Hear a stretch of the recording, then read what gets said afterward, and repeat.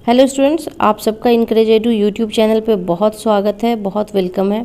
आज की इस वीडियो के ज़रिए हम सीटेट PYQ सीरीज़ 2023 में 10 जनवरी 2023 के पेपर 2 लैंग्वेज 1 जो कि उर्दू है उसके सवालनामे को डिस्कस करेंगे, उसको हल करने की कोशिश करेंगे। अपने कॉन्सेप्ट को क्लियर करने के लिए वीडियो को आखिर तक देखें और अगर आपने इनकरेज एडू चैनल को सब्सक्राइब नहीं किया तो सब्सक्राइब कर लीजिए, बेल आइकन को दबा लीजिए ताकि आपको हर नई आने वाली वीडियो की नोटिफिकेशन सबसे पहले मिले।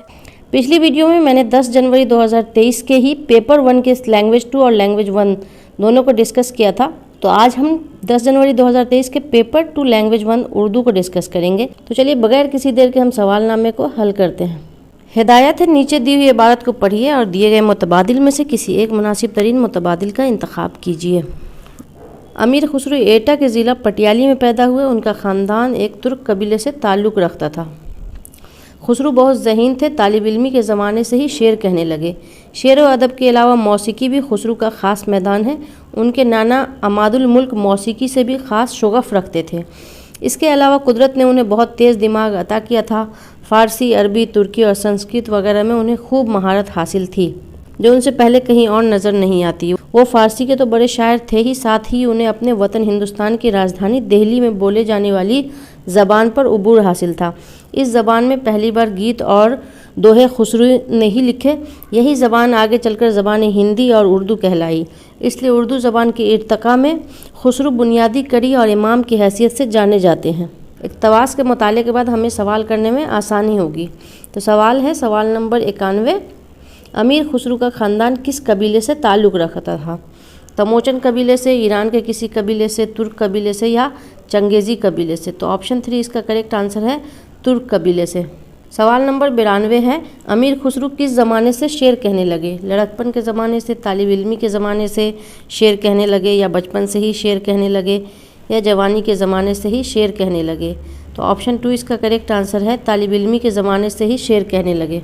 सवाल नंबर 93, अमीर खुसरो का शेर व अदब के अलावा ख़ास मैदान क्या था? मुसव्विरी, मौसीकी, इल्म नजूम या इल्म रमाल? तो ऑप्शन 2 इसका करेक्ट आंसर है, मौसीकी। सवाल नंबर 94 है, अमीर खुसरो को किन ज़बानों में खूब महारत हासिल थी? फ़ारसी, अरबी, तुर्की और संस्कृत, अरबी, इब्रानी और पाली, हिंदी, तुर्की और फ़ारसी या संस्कृत, बंगाली और अरबी? तो ऑप्शन 1 इसका करेक्ट आंसर है, फ़ारसी, अरबी, तुर्की और संस्कृत। सवाल नंबर 95 है, अमीर खुसरो को कुदरत ने क्या अता किया था? फ़िक्र एहसास अता किया था, तेज़ नज़र अता की थी, अच्छी आवाज़ अता की थी या तेज़ दिमाग अता किया था? ऑप्शन 4 इसका करेक्ट आंसर है, तेज़ दिमाग अता किया था।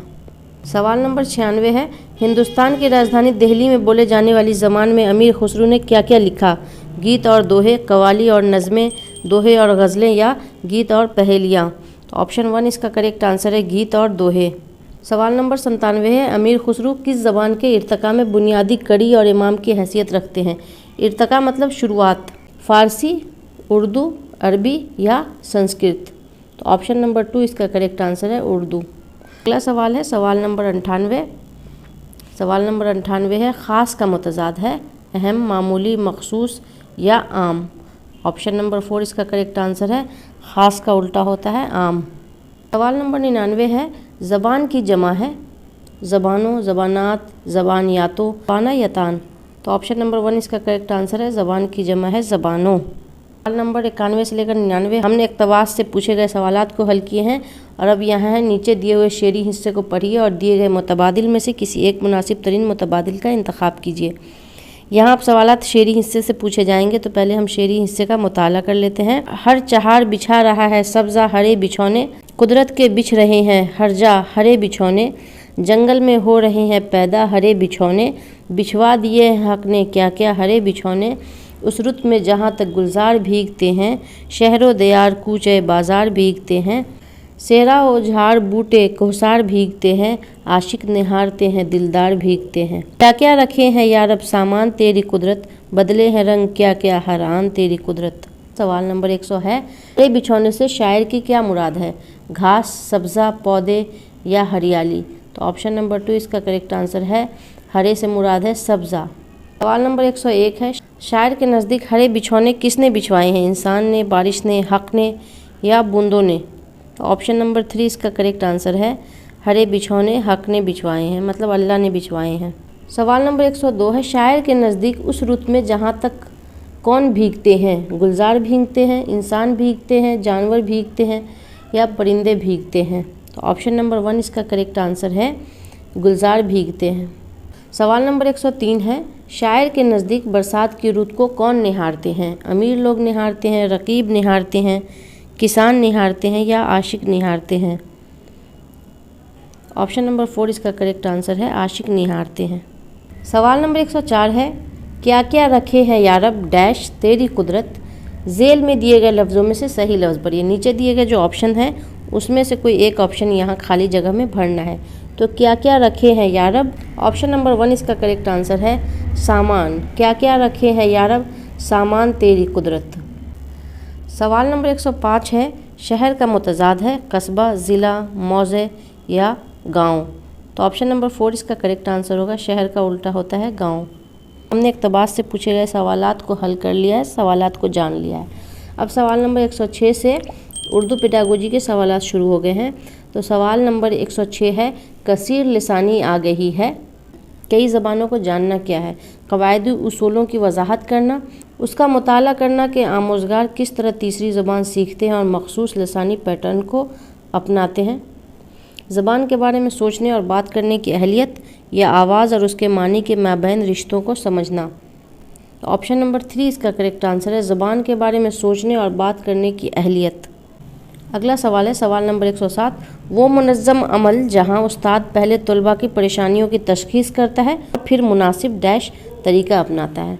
वो कौन सा अमल है जहां उस्ताद पहले तलबा की परेशानी, तलबा की जो मुश्किल है उसकी जांच पड़ताल करता है, समझता है और फिर उसके लिए मुनासिब तरीका अपनाता है? तो वो कौन सा तरीका होता है? तावनी, हालाती, इस्तखराजी या साख्तियाती? ऑप्शन नंबर 1 इसका करेक्ट आंसर है, तावनी। सवाल नंबर 108 है, छठी जमात का उस्ताद तलबा से दर्स किताब के एक बाब को दोबारा पढ़ने और लफ्ज़ी मानी मालूम करने के लिए कहता है। छठी जमात का एक टीचर है, वो एक स्टूडेंट को कह रहा है कि दरसी किताब जो है उसके एक लेसन को दोबारा पढ़िए, लफ्ज़ी माने जो है उसको मालूम करिए। वो तलबा में डैश की महारतों को फ़रोग़ दे रहा है। वो तलबा में कौन सी महारतों को फ़रोग़ दे रहा है? तौसीई मुताले, गैर मुताले, आड़ी तिरछी लाइनों को मिलाकर पढ़ने की या मिलकर पढ़ने की? तो ऑप्शन नंबर 2 इसका करेक्ट आंसर है, गैर मुताले की। जब बच्चा गैर मुताला करेगा, किसी बाब को वो गौर से पढ़ेगा, तभी उसके लफ्ज़ी माने को पता कर पाएगा। मतलब इक़्तिबास में या मज़मून में क्या लिखा हुआ है, तभी वो इस माने को समझ पाएगा। सवाल नंबर 109 है, नोम चॉम्स्की के मुताबिक बच्चे पैदाइशी एतबार से ज़बान सीखने की सलाहियत रखते हैं। नोम चॉम्स्की कहते हैं कि बच्चे पैदाइशी तौर पर ज़बान सीखने की सलाहियत रखते हैं, उनके अंदर ये एबिलिटी होती है पैदाइशी तौर पर कि वो ज़बान सीख लें, क्योंकि वो डैश की सलाहियत रखते हैं, क्योंकि वो आलमी लफ्ज़ियात की सलाहियत रखते हैं या आलमी क़वायद की सलाहियत रखते हैं या आलमी साख्त की सलाहियत रखते हैं या आलमी बोली की सलाहियत रखते हैं। तो ऑप्शन नंबर 2 इसका करेक्ट आंसर है, आलमी क़वायद की सलाहियत रखते हैं। मतलब बच्चे के अंदर यूनिवर्सल ग्रामर की सलाहियत होती है। नोम चॉम्स्की के मुताबिक है कि हर बच्चा पैदाइशी तौर पर ज़बान सीखने की सलाहियत रखता है। सवाल नंबर 110 है, दर्ज झेल में से कौन ज़बान के एतबार से सरवतमंद माहौल के लिए दुरुस्त है? ये स्कूली तालीम के दौरान मुख्तलिफ़ तहज़ीबों को सीखने में मुआविन होता है, ये फ़िल बदीह ज़बान के नमू और इर्तका के बुनियाद फराहम करता है, यह आमोज़गारों की मुतनव्वे ज़रूरतों को पूरा करता है, या ये ज़बान के नज़रियात पर उबूर हासिल करने में मुआविन होता है? ऑप्शन नंबर 2 इसका करेक्ट आंसर है, ये फ़िल बदीह ज़बान के नमो इर्तका की बुनियाद फराहम करता है, ज़बान की ओरिजिन और ज़बान की शुरुआत की बुनियाद फराहम करता है। सवाल नंबर 111 है, एक मौसर उस्ताद के तौर पर 8वीं जमात के तलबा की ज़बान को फ़रोग़ देने के लिए दर्ज झेल में से आप किस पर सबसे ज़्यादा अमल करेंगे? मान लिया कि आप 8वीं जमात के उस्ताद हैं और 8वीं जमात के तलबा की ज़बान को फ़रोग़ देने के लिए आप कौन सी चीज़ पर, कौन से तरीके पर ज़्यादा अमल करेंगे? उनकी सतह को जानने के लिए मुस्तकिल टेस्ट लेंगे, निसाबी किताब से ज़बान की तदरीस करेंगे, उन्हें हदफ ज़बान में बातचीत और इजहार ख़याल का मौका फ़राहम करेंगे, या कामों और सरगर्मियों में रेलिया का इस्तेमाल करेंगे? ऑप्शन नंबर 3 इसका करेक्ट आंसर है, उन्हें हदफ ज़बान में बातचीत और इजहार ख़याल का मौका फ़राहम करेंगे। बच्चा जो ज़बान सीख रहा है, जो टारगेट ज़बान है, उसमें बच्चे को ज़्यादा से ज़्यादा अपनी बात कहने का मौका फ़राहम करेंगे। सवाल नंबर 112 है, तश्कीली अंदाज़ा कद्र मुआविन होता है तश्कीली मतलब फॉर्मेटिव। फॉर्मेटिव इवैल्यूएशन किस में मुआविन होता है, किस में मददगार होता है? क्लास में मुसाबकती माहौल पैदा करने में, क्लास में एक दूसरे से कंपटीशन वाला माहौल पैदा करने में, या तदरीस में उस्ताद की महारत के अंदाज़ा कदर में, टीचर टीचिंग में कितनी महारत रखता है उसके इवैल्यूएशन में, या बेहतरी लाने के लिए आमोज़गारों को मियारी फ़ीडबैक फ़राहम करने में, या बच्चों के अंदर बेहतरी लाने के लिए फ़ीडबैक फ़राहम करने में, या फिर हफ्ते में टेस्ट मुनक़िद करने में। ऑप्शन नंबर 3 इसका करेक्ट आंसर है, बेहतरी लाने के लिए आमोज़गारों को मियारी फ़ीडबैक फ़राहम करने में। जब फॉर्मेटिव इवैल्यूएशन होता है, फॉर्मेटिव टेस्ट होता है, तो इससे बच्चे के अंदर बेहतरी आती है, बच्चा अपना रिज़ल्ट देख के और बेहतरी लाने की कोशिश करता है। फॉर्मेटिव इवैल्यूएशन जो है एक तरह का फ़ीडबैक फ़राहम करता है बच्चे को।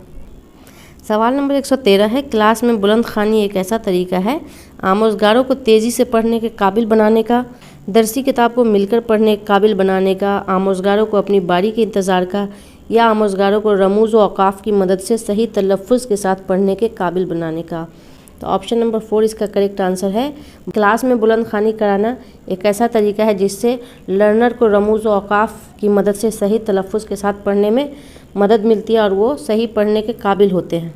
सवाल नंबर 114 है, एक उस्ताद मुतवक्का कलमकारों में लिखने की अच्छी महारतों को किस तरह फ़रोग़ देता है?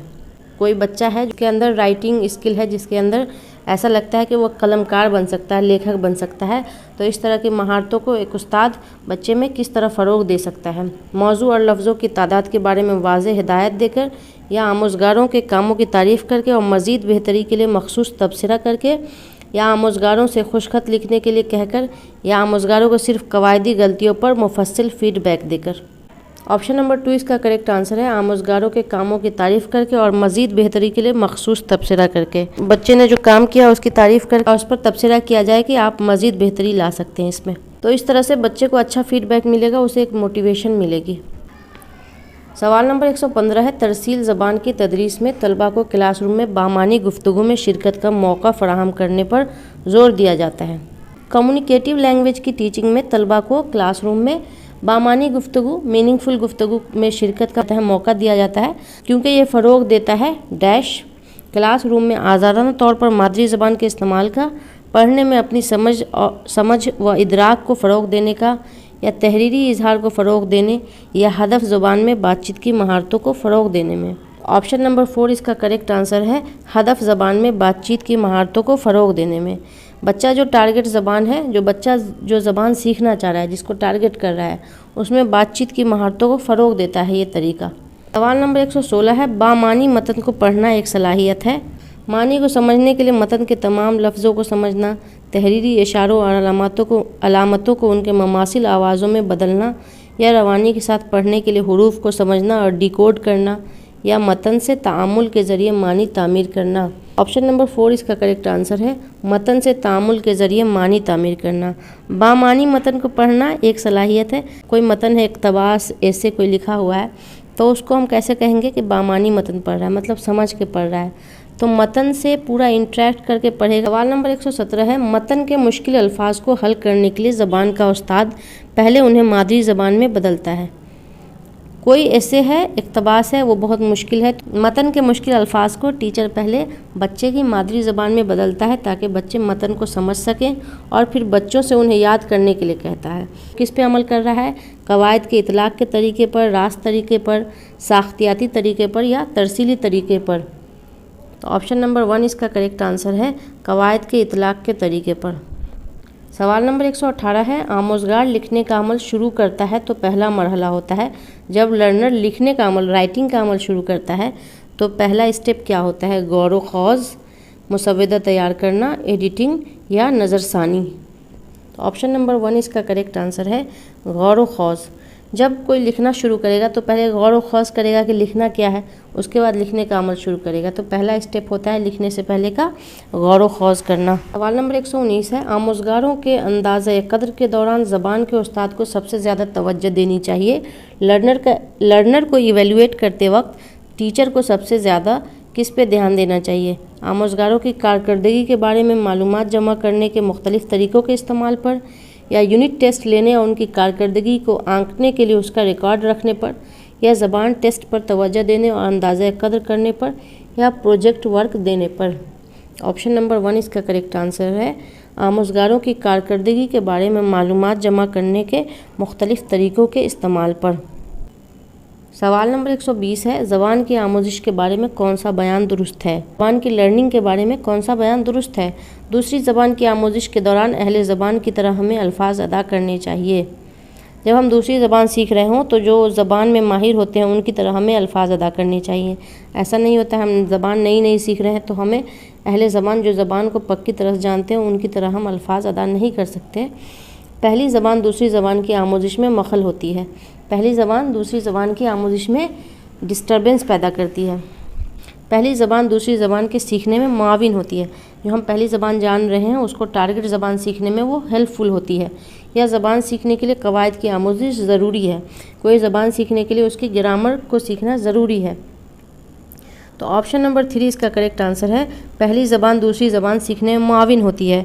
अगर हम अंग्रेज़ी सीख रहे हैं और हम उर्दू पहले से जानते हैं तो उर्दू हमें अंग्रेज़ी सीखने में हेल्प करेगी। तो ऑप्शन नंबर 3 इसका करेक्ट आंसर है। तो स्टूडेंट्स, आज की इस वीडियो में हम सीटेट PYQ 2023 में 10 जनवरी 2023 के पेपर 2 लैंग्वेज 1 जो कि उर्दू है उसके सवालनामे को हल कर लिया है। नेक्स्ट वीडियो में मिलते हैं नए टॉपिक के साथ। तब तक के लिए टेक केयर, खुदा हाफिज़।